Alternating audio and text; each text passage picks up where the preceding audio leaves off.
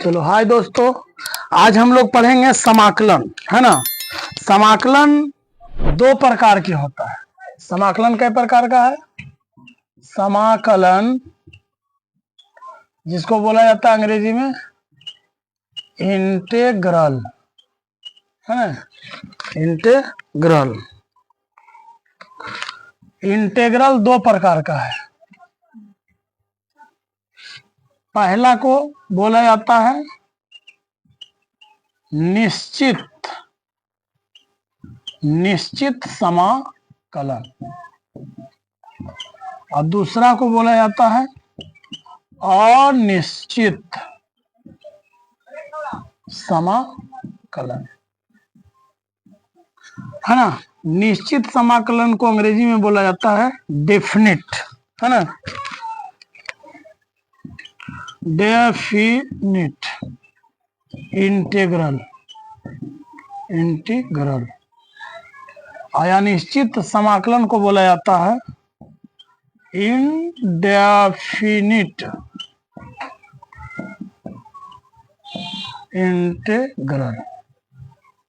देखिए 7.1 से लेकर 7.7 तक हम लोग पढ़ चुके हैं इंडेफिनिट इंटीग्रल, है ना। एनसीईआरटी बुक में एनसीईआरटी बुक का 7.1 से 7.7 तक इंडेफिनिट इंटीग्रल है ना। और 7.8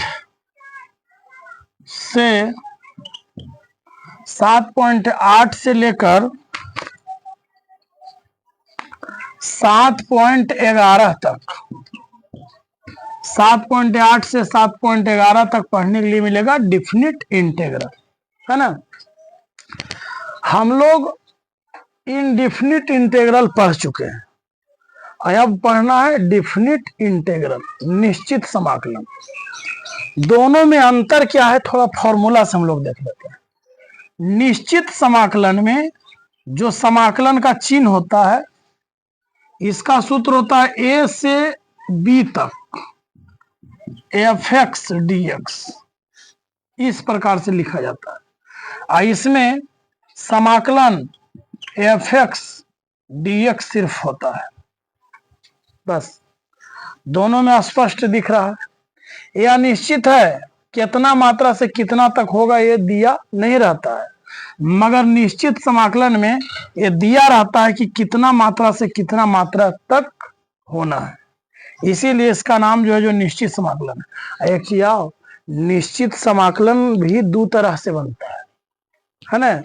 निश्चित समाकलन कई तरह से बनता है? दो तरह से। और दोनों बनाने का दो तरीका है। एक हम बनाएंगे पता है, एक जो कहलाता है जोगफल का सीमित, जिसको अंग्रेजी में बोला जाता है लिमिट ऑफ सम।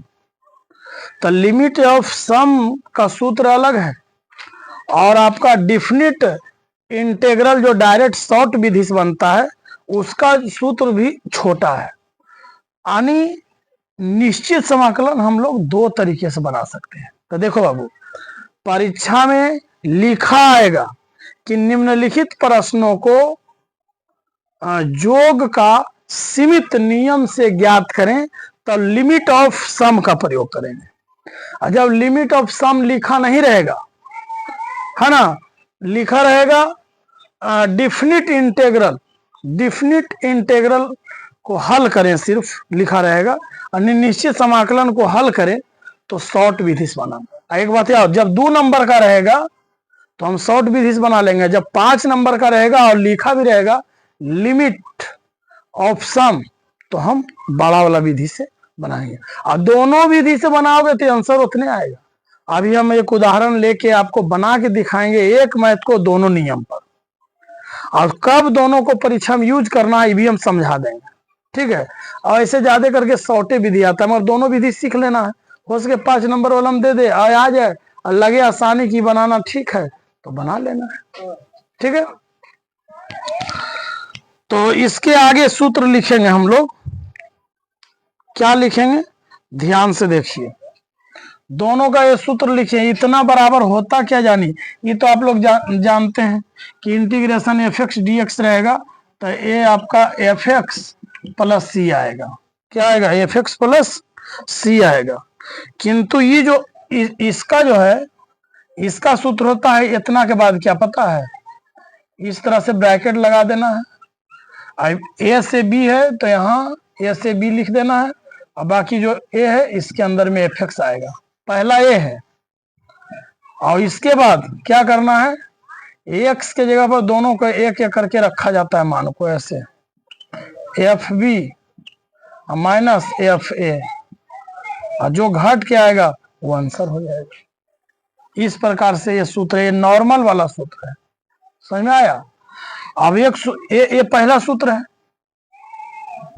फॉर्मूला एक। फॉर्मूला दो देखिए, फॉर्मूला दो जो है वो आपका लिखा जाएगा इस तरीके से, योगफल की सीमा के नाम से जाना जाता है, योगफल की सीमा, जिसे हम अंग्रेजी में बोलते हैं लिमिट ऑफ सम, शॉर्ट में लिमिट, LIMIT लगा दो, नंबर बनाने समय LIM शॉर्ट में लिखा जाता है, LIM है ना, लिमिट ऑफ सम। पहला फॉर्मूला निश्चित समाकलन का ये है, ये तो थोड़ा सा हम भाग दे दिए कि समाकलन दो है, जो कि ये पहले हम लोग पढ़ चुके हैं, अब पढ़ना इसको है।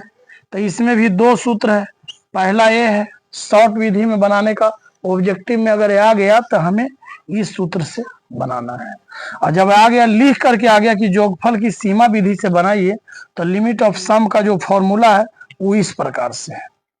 देखिए कैसे सूत्र है। इसी तरह इसी चीज को लिखेंगे,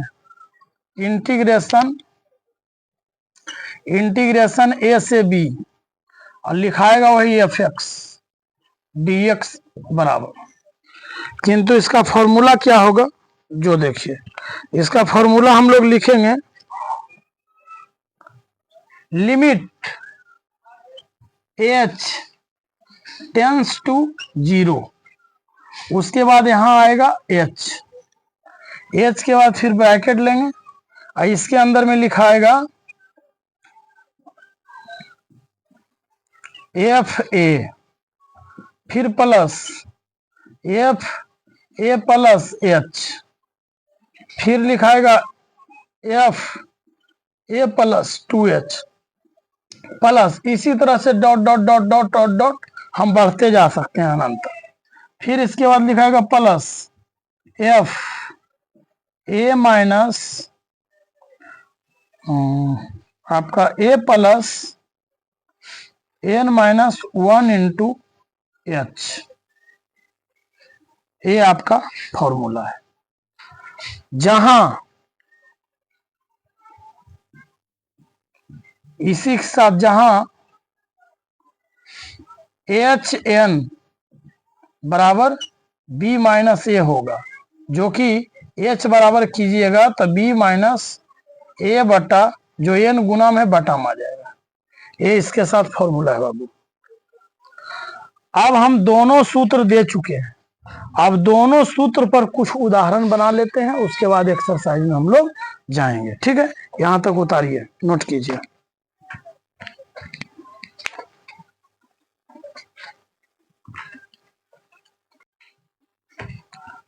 इसमें एक चीज और हम लोग जान लेते हैं, जैसे ए से बी तक का ग्राफ में जान लेते हैं कि ए से बी तक क्या होता है ना। मान लीजिए ये आपका ग्राफ है ये ग्राफ है, ये बाई है, बाई डैश है, ये एक्स डैश है, ये एक्स है। अब जानते हैं कि यहाँ 0 होता है, मूल बिंदु है ना। मूल बिंदु से मान लो एक्स अक्ष पर एक ए बिंदु है, और यहां से यहां तक बी तक कुछ बाई दूरी पर हम किसी प्रकार का कोई आंकड़ा ले लिए, है ना। तो इसका जितना सारा क्षेत्र होता है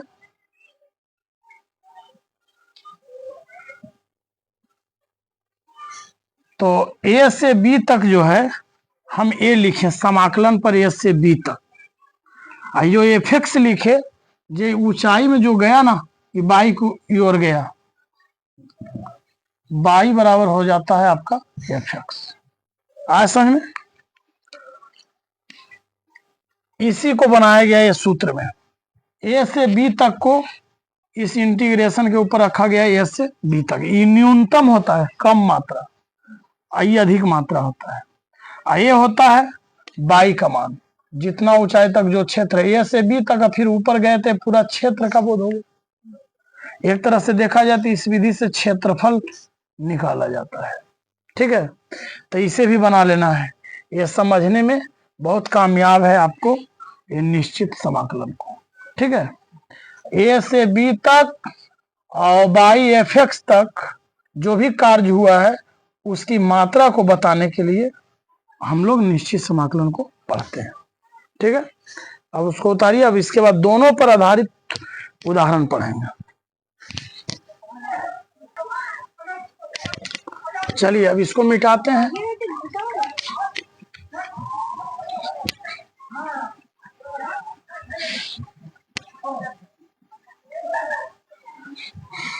मिटा दें। इस फॉर्मूला के विषय में एनसीईआरटी के अनुसार थोड़ा सा कुछ और लिखेंगे। एक नंबर में जो लिखे हैं फॉर्मूला, इंटीग्रेशन ए से बी एफ एक्स है ना, डी एक्स बराबर क्या लिखे थे, फ्रेश से लिख रहे हैं, उसमें थोड़ा घोड़ा गया था ना, बड़ी ब्रैकेट एफ एक्स, यहाँ ए से बी लिखाता है। इसके बाद हम लोग क्या करते हैं, एकाएक की दोनों मान को एफ एक्स के पास लाएंगे, बी एफ है ना, इस तरह से हल हुआ। इससे बोला जाता है निम्न सीमा। हमेशा निम्न सीमा नीचे ही होता है, और इसे बोला जाता है आपको उच्च सीमा। इस चिन्ह को हम लोग बोलते हैं समाकलन। समाकलन हो गया।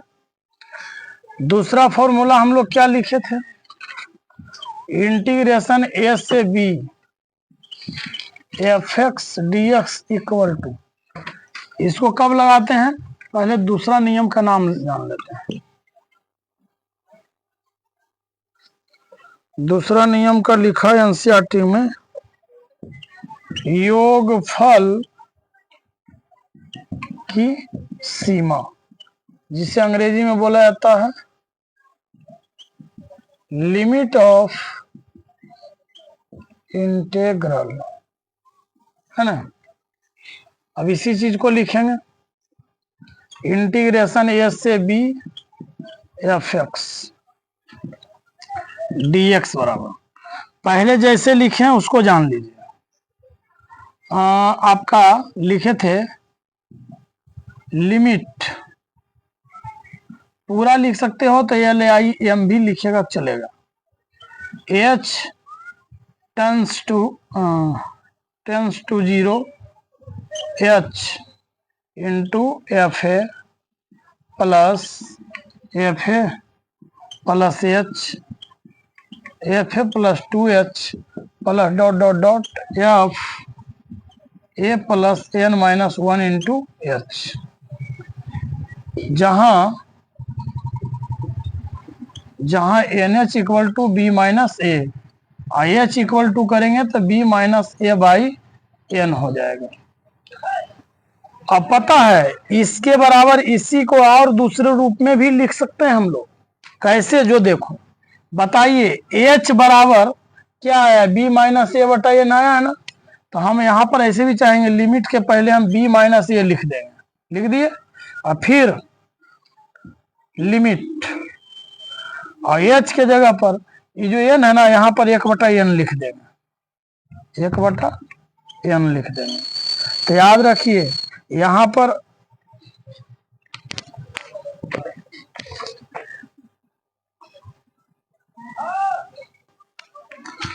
चलो थोड़ा सा लाइन डिस्टर्ब हुआ, अब आगे देखते हैं। देखिए ध्यान से, जब हम एच रखेंगे ना तो 10 के साथ 0 लिया जाता है, और जब एच के रूप में नहीं रखेंगे, एन के रूप में रखेंगे, तो यहां पर आपका एन टेंस टू,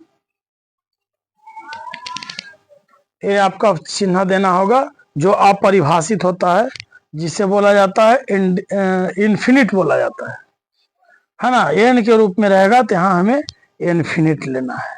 समझ में आया? और यही चीज है, कैसे? तो देखो 1/n को जब b माइनस ए में गुना करेंगे तो बताओ b माइनस ए बटा एन आएगा ना। अब b माइनस ए बटा एन बराबर एच होता है वही चीज, बस तरीका अलग है। और यहां से सेम वही चीज लिखाएगा, F A plus F A plus H plus F A plus 2h plus dot dot dot plus F A plus N minus 1 into H. अब बोलोगे सर इसे लिखने की जरूरत क्या था? बाबू हो सकता है कहीं कहीं इस तरह से लिखा रहे, हम आपको इस तरह से पढ़ाएं, कहीं इस तरह से लिखा आ जाए तो सोचोगे ये क्या है, ये क्या है। अब तो समझ में आ गया है ना। और एच के साथ 0 लेना है और एन के साथ इन्फिनिट लेना है। ठीक है, ये आपका फॉर्मूला हो गया। अब हम लोग चलते हैं एग्जाम्पल पर, इसे जैसे लिखे हैं ना फिर से इसको लिख लो।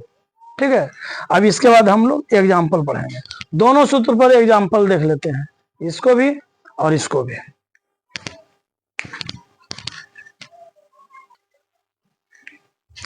चलिए अब हम लोग कुछ उदाहरण पढ़ लेते हैं। देखो यहां लिखे हैं अभी, जहां वही चीज h बराबर b माइनस ए बटा एन रहेगा, तो h के लिए h रहे या तो b माइनस ए बटा एन रहे, इसके लिए टेंस टू 0 लगाएंगे, और n टेंस टू n रहेगा तो n टेंस टू इन्फिनिट लगाएंगे। ठीक है, अब इसको मिटाते हैं। अब एग्जाम्पल देखते हैं हम लोग, दोनों नियम पर बनाएंगे।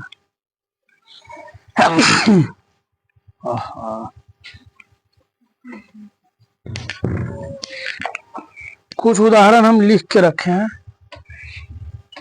इजी 1, एक प्रश्न है, इंटीग्रेशन 1 में 2 x dx है। चलिए इसका हल हम दोनों रूप से करते हैं। पहले शॉर्ट विधि से, उसको शॉर्ट विधि ही बोला जाता है। इंटीग्रेशन 1 से 2 x dx है, तो शॉर्ट विधि में बनाएंगे तो कैसे बनेगा? इसके आगे डायरेक्ट लेंगे, ब्रैकेट आ जाएगा। x है तो इसका समाकलन करेंगे पहले, है ना। इसका समाकलन जब करेंगे, इंटीग्रेशन को तोड़ेंगे तो x है ना, तो समझिए इस पर 1 पावर है, तो हो जाएगा x पर 1 प्लस 1 बटा नीचे भी 1 प्लस 1। समाकलन तोड़ते हैं ऐसे ही, जो पावर में जुड़ता है वही बटा में रखा जाता है, और जो समाकलन पर लिमिट है उसे भी यहाँ इस तरह से लगा देंगे। इसके बाद आगे क्या करना है, x पर पावर 1 1 2 बटे 1 1 2 नीचे भी हो जाएगा, फिर इस तरह से लिख देंगे, हाँ 1 से 2। अब क्या करना है, 2 और 1 को दोनों को 1 1 करके x के पास रखना है और घटाव में लिखना है। जैसे 2 को लाए x तक, तो 2 का स्क्वायर बटे ये 2 रहेगा, फिर माइनस। अब 1 को लाएंगे, 1 के स्क्वायर बटे 2। अब इसका कैलकुलेशन करना है, 2 के स्क्वायर 2 दूनी 4 बटा 2 और 1 1 1 बटा 2, 2 दूनी 4, कट गया। अब यहाँ क्या बचा, 2 माइनस 1 बटा 2, इसका भिन्न के घटाव कीजिए। 1 2 का 2 ही, 1 में 2 2 बार में 2 दूनी 4 माइनस 1, 4 में से 1 गया, 3 बटा 2 आया। आ गया ना। ये हम बनाए शॉर्ट विधि से। ठीक है, अब इसी मैथ को प्रयोग करेंगे दूसरा विधि में। यहाँ कर देते हैं, ये फर्स्ट विधि है, यहाँ लिख देते हैं हल में, मेथड 1, है ना। मेथड 1 से ही बना।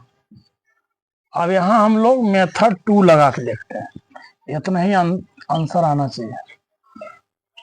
मेथड 2 में वही फॉर्मूला लगाएंगे, पहले यहाँ फॉर्मूला लिखते हैं। इंटीग्रेशन ए से B F X D X equal to, क्या सूत्र दिए हैं, limit H tends to 0 H F A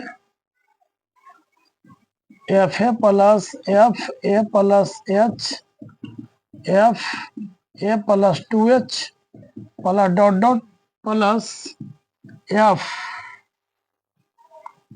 A plus n minus 1 into H, ये फॉर्मूला है।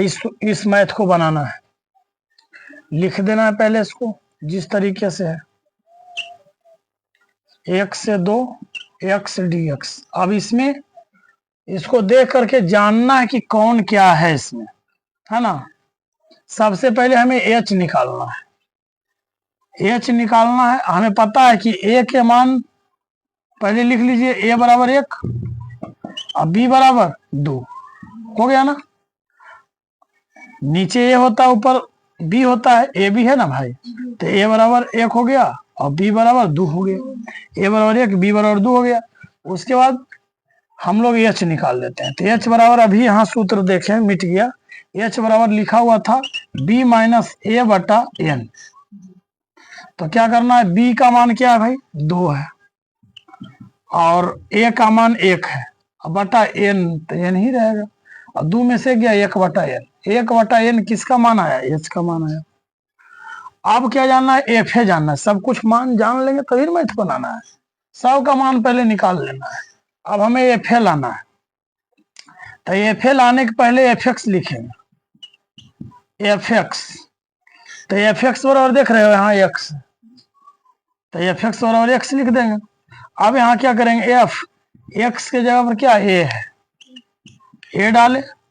अब आपको यहाँ दिमाग लगाना ये है कि एक्स था तो यहाँ भी एक्स है, तो यहाँ ए लिए तो ए के जगह पर ए का मान 1 होगा। ए का मान यहाँ है ना 1 है, तो 1 लेना आ समझ में। एफ एक्स बराबर एक्स, एक्स रहने पर एक्स लिए तो ए रहने पर ए होगा, ए का मान जो है अंक में वो होगा। समझ में आया, यानी एफ एक्स बराबर एक्स तो एफ ए बराबर ए होगा, अब ए होगा, ए होगा, ए के मान 1 है तो 1 हो जाएगा, डायरेक्ट 1 लिख दिए। अब दूसरा क्या है, ए वाला, एफ ए प्लस एच रहेगा, तो क्या करना है, एक्स के स्थान पर हम एक्स के स्थान पर ए प्लस एच रखेंगे, तो ए के मान 1 है तो यहाँ पर 1 प्लस एच हो जाएगा। समझ रहे हो, एक्स था तो एक्स, तो ए प्लस एच है तो ए प्लस एच होगा, ए के जगह पर 1 आ जाएगा। ई वाला क्या है, एफ ए प्लस 2h, तो यहाँ क्या करना है, ए का मान यहाँ पर ए ही आएगा, ए प्लस 2h ही, मगर ए के जगह पर ए का मान 1 प्लस 2h रख लेंगे, हो गया। ई भी निकल गया, ए भी। अब ए बच गया, इसको निकाल लेते हैं, एफ ए प्लस, है ना। अब इसके जगह पर इधर भी लिख सकते हैं, दिक्कत ना है, F A plus n minus 1 into H बराबर, तो ए के स्थान पर 1 और प्लस n माइनस 1 उसी तरह से रह जाएगा, h सब आ गया। आप पुट कीजिए, अब इसको लिखिए, इस मैथ को, इंटीग्रेशन 1 से 2 x dx इक्वल टू लिख दिए। अब यहाँ लिमिट लिखिए,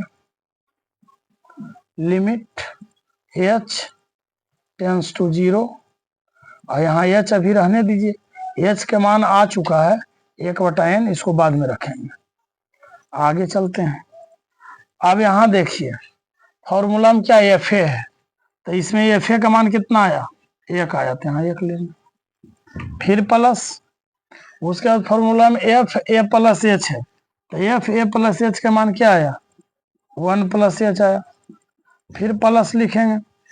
अगला है ए प्लस 2h, तो ए प्लस 2h के मान क्या आया, 1 प्लस 2h आया।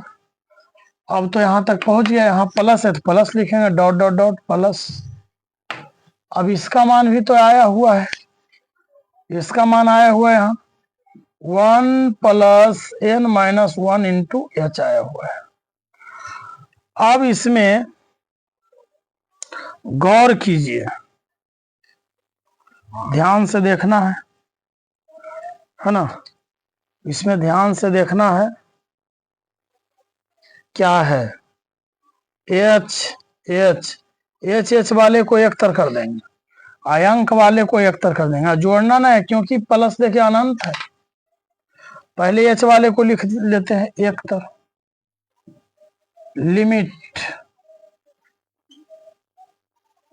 एच इंटू, पहले एच वाले को लिख लेते हैं, यहाँ एच प्लस 2h फिर plus dot dot n minus 1 into H लिख लिए, और फिर प्लस, अब एक वाले को लिख लेना 1 2 3, यहाँ 1 2 3 प्लस डॉट डॉट प्लस 1 है ना, और यहाँ 0 लिखना भूल गए थे। अब लिखना है limit h tends to 0 h। अब यहाँ सीखिए एक चीज, जैसे ही लिख देना h 2h dot dot plus n minus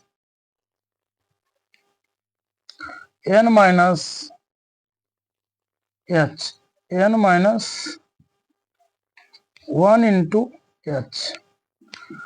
अब एकरा पर ध्यान दीजिए, ये जो लिखा गया है एक एक एक जोड़ एक जोड़ एक जोड़ एक जोड़ एक जोड़ एक लिखा गया, इससे पता चल रहा है एक जोड़ एक जोड़ एक जोड़ कई बार होगा, तो डाउट कर ले n बार होगा। हमें पता है एक जोड़ एक जोड़ एक जोड़ एक रहे, 1 2 3 4 5 आ रहा है ना, 1 2 3 4 1 2 3 4 ही आ रहा है, 4 आ रहा है ना। 4 लाने का दो तरीका, 4 लाने का दो तरीका, ध्यान देना। यहाँ लिखे ना एक जोड़ एक जोड़ एक जोड़ एक, 1 2 3 4 गो एक है ना, तो इसको जोड़ करके 4 लाने का कई तरीका, दो तरीका। पहला तरीका 1 1 2 1 3 1 4 ऐसे जोड़ दिए, एक तरीका। और दूसरा तरीका क्या है, 1 गुने कई गो एक है, 4 गो 4, ऐसे गुना कर देंगे 4 आएगा। तो वही काम यहाँ करेंगे, तो मतलब यहाँ भी एक है तो 1 गुने, तो यहाँ तो लिमिट है 1 2 3 4 गो, तो 4 लिख दिए, मगर यहाँ प्लस देखे डॉट ने कई गो थे, n गो है, यानी डॉट मारल है तो कितना है पते नहीं, बहुत सारा एक है, तो बहुत सारे को दर्शाया जाता है n से, कई गो है तो n गो है, तो इसमें 4 के जगह n से गुना होगा, तो बताओ 1 गुना होगा n में तो क्या आएगा, n आएगा। तो इसलिए ये सब एक मिलकर के क्या हो जाएगा, n हो जाएगा ना। अब क्या करेंगे, हम देख रहे हैं सब के साथ ही h है ना, और जिसमें h नहीं है ना तो कॉमन लेंगे, तो अगर बटन लिख दिया जाता है, पढ़े हो ना। अब देखिए ये नियम समझ चुके हो ना, इसमें आया है कितना 3/2, इतना ही आंसर उसमें भी आएगा। इसको आप लोग उतारिए, इसको भी उतारिए, अब यहाँ जगह नहीं है, अगर आगे हम यही करने वाले हैं कि इसमें से h कॉमन लेंगे। चलो उतारो इसको यहाँ तक।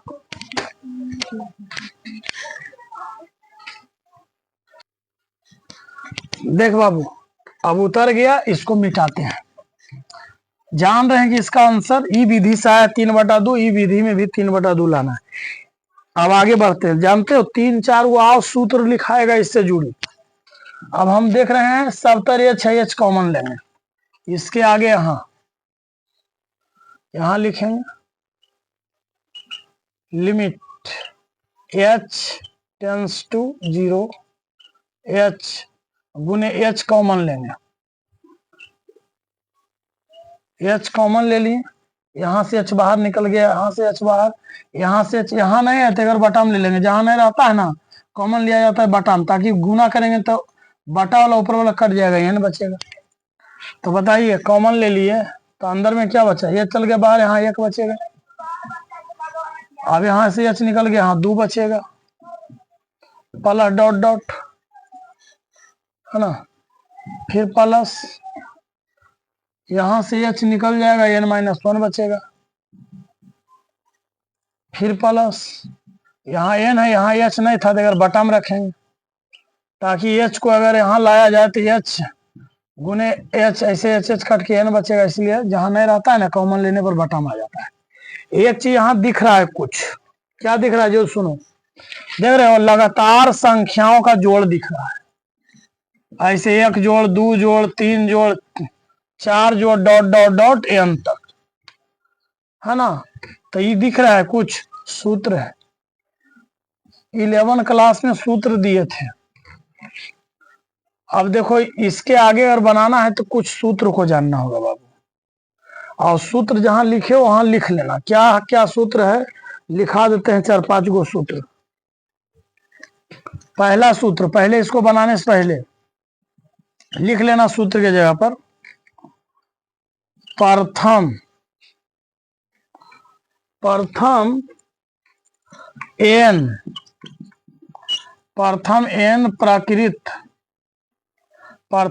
प्राकृत संख्याओं का योग, है ना। प्रथम n प्राकृत संख्याओं का योग अगर निकालना रहेगा इस प्रकार से 1 + 2 + 3 + डॉट डॉट प्लस n, ऐसे, तो इसका फॉर्मूला 11 में पढ़े थे, क्या पढ़े थे, n × n + 1/2 पढ़े थे ना, पढ़े थे ना ये फॉर्मूला। यही फॉर्मूला का यूज यहाँ होगा। देख रहे हो 1 जोड़ 2 आ गया, यानी कि जोड़ में है तो 3 4 5 इसी तरह आएगा, ये फॉर्मूला लगेगा। कब लगेगा, जब n प्राकृत संख्या रहेगा तो। अब एक और है, प्रथम n प्राकृत संख्याओं के वर्गों का योग बराबर ही सूत्र होता है, वर्गों का योग। तो जानते हो इस तरह से 1 square 2 square 3 square plus dot dot dot plus n square, इस तरह से रहेगा।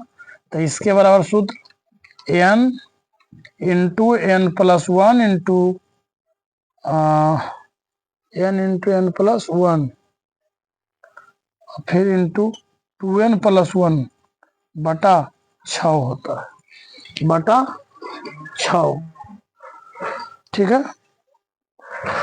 अब तीसरा फॉर्मूला है, प्रथम n प्राकृत संख्याओं के घनों का योग, इस तरह 1 के क्यू 2 के क्यू 3 के Q plus dot dot dot plus n Q रहेगा। तो फॉर्मूला बस इसको लिखना है इस तरह से, n × n + 1 बटा 2 और पूरा का स्क्वायर, है ना। ये सब सूत्र का यूज यहाँ होगा। एक सूत्र और लिख लेना, है ना। अब 3 के जगह 4 नंबर यहाँ देके लिख देते हैं।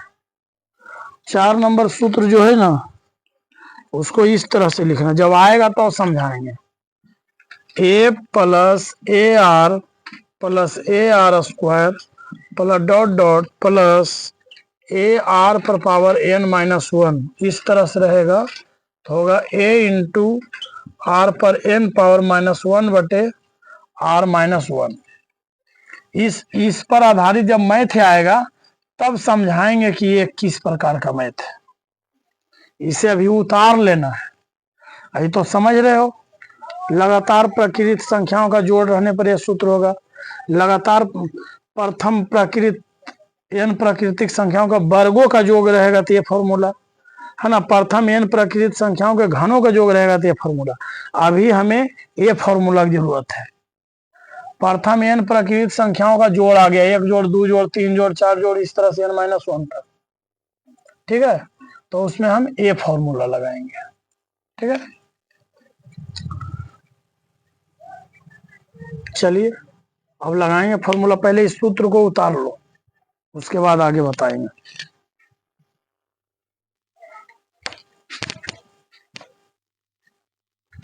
अब हम लोग इसके आगे फॉर्मूला देख ही लिए, इसको उतार लीजिए। यहां देखिए, limit h tends to H H गुना करेंगे तो एच स्क्वायर हो जाएगा, है ना। यहाँ फॉर्मूला लगेगा ये वाला,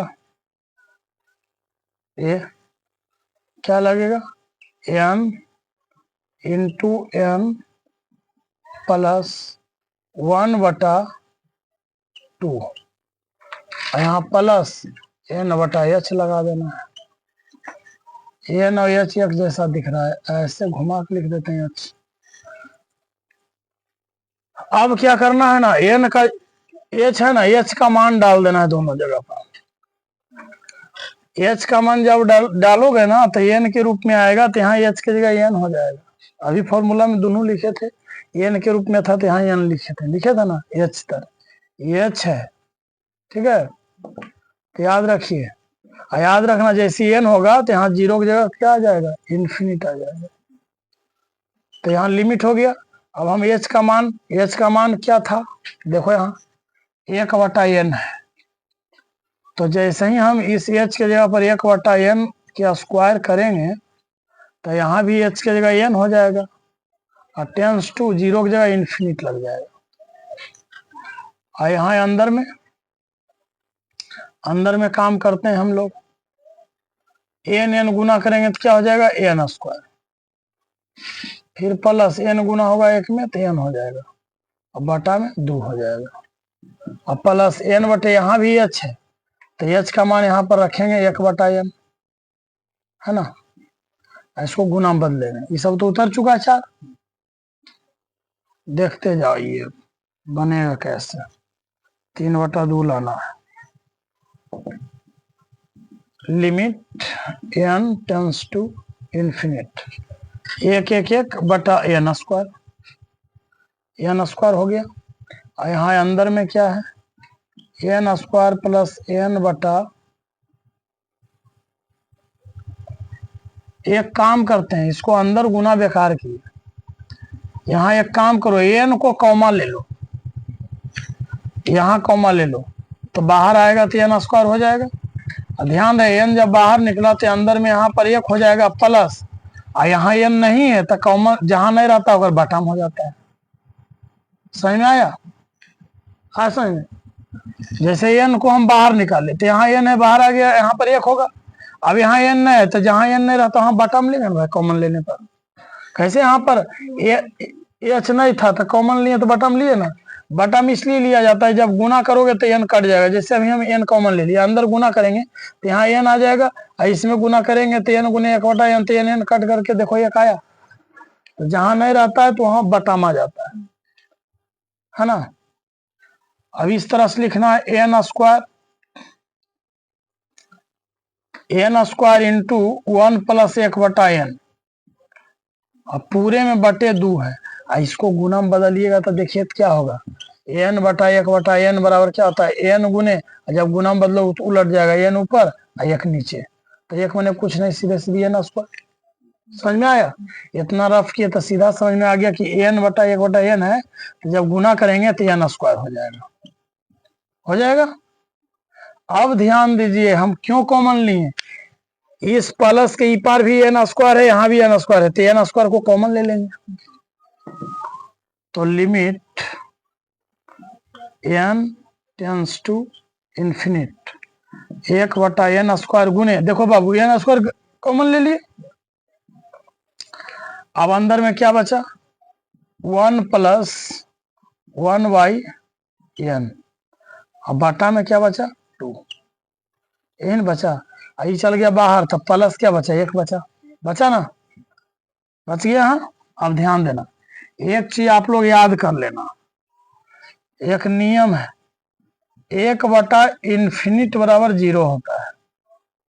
समझ में आया, 1/∞ बराबर 0 होता है, काहे होता है यार, समझ, इन्फिनिट के मतलब अनंत, हमें पता है, अगर नीचे 1 लेंगे तो अब गुना करोगे तो क्या होगा, 1 गुना होके क्या आएगा, इसको गुना करोगे तो यहाँ इन्फिनिट, ऐसे गुना नहीं कीजिए, 0 के यहाँ गुना में बदली हो सकता है ना, बदली हो सकता है ना, इस 0 के यहाँ ले आएंगे, यहाँ इन्फिनिट, तो आपको पता है 0 से किसी भी संख्या के जब भाग करते हैं तो नय होता है भाग, नहीं कहा जाता है कि बराबर में 0 नहीं होगा, तो जीरो क्यों नहीं होगा? क्योंकि जीरो से कोई भागा नहीं लगता है, भागा नहीं लगता है तो इन्फिनिटी से तो दर्शाया जाता है ना। तो 1/0 बराबर जब इन्फिनिट है तो 1/इन्फिनिट बराबर भी तो जीरो होगा ना। तो इसीलिए 1/इन्फिनिट बराबर क्या होगा? जीरो होगा। क्यों? क्योंकि 1/0 बराबर इन्फिनिट होता है तो इन्फिनिट को यहाँ जीरो यहाँ कर देंगे तो 1/इन्फिनिट बराबर हो जाएगा जीरो। इससे हमें फायदा क्या हुआ? क्योंकि ये जो लिखा है n टेंस टू इन्फिनिट लिखा है ना, तो इसके मतलब ये है कि n के जगह पर हम इन्फिनिट को रख सकते हैं। ठीक है, रख सकते हैं ना, तो वही यहाँ प्रयोग होगा। अब बता, n स्क्वायर ऊपर n स्क्वायर नीचे कट गया, एक एक मैंने कुछ नहीं, तो क्या लिखा जाएगा? LIM limit n tends to infinite into, अब क्या होगा? 1 प्लस, अब बता 1/n, तो 1 और इसके जगह पर हम इन्फिनिट को लिख सकते हैं, यहाँ लिख दिए, और फिर यहाँ बटा कितना 2 और प्लस 1। याद रखो जब इन्फिनिट यहाँ रखे ना तो अब लिमिट नहीं लिख सकते हैं। समझ में आया? इसे लिखना जरूरी उचित नहीं है। अब ये समाप्त हो गया। अब क्या होगा? जो देखो यहाँ 1 है तो 1 और प्लस 1/इन्फिनिट का मान 0, तो 0 और बटम का 2 और प्लस यहाँ का 1। अब बता 1 0 1/2 प्लस 1, अब एक नीचे कुछ नहीं है ना, तो 1 है और 2 1 के लघुत्तम 2 ही, 2 कम 2 1 बार में तो 1 1 कम 1, 1 कम 2 2 बार में तो 2 1 कम 2। अब बता आया 1 2 3/2 आया दोनों? देखा? याद रखिए ये नियम कब लगाएंगे? जब 5 नंबरी में लिखल आएगा, प्रश्न में लिखा रहेगा कि जोगफल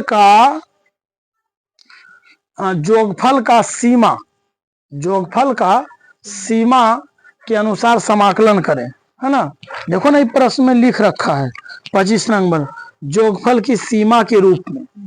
ऐसे लिखल रहेगा जोगफल की सीमा के रूप में, इतना को हल करें तो आपको इस सूत्र पर ही बनाना होगा। और जो शॉर्ट में जड़ी वो बताओ ना, यहां से यहां फिर यहां से यहां आके हल हुआ है। क्यों? क्योंकि यहां लिख रखा है जोगफल की सीमा के रूप में।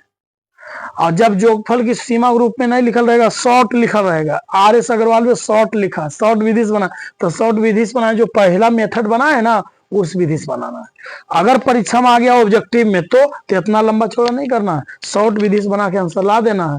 ये विधि का कब यूज करेंगे? जब प्रश्न में लिखा रहेगा कि आपको जोगफल की सीमा के रूप में बनाना है, तब इन नियम को प्रयोग करेंगे। अगर नहीं लिखा रहेगा तो इस नियम का प्रयोग नहीं करेंगे। समझ में आया? तो हमने 2 सूत्र दिया एक मैथ को बनाने का, और दोनों सूत्र पर हमने 3/2 ला दिया। अब इसके आगे आप लोग को अब कल बताया जाएगा। ठीक है।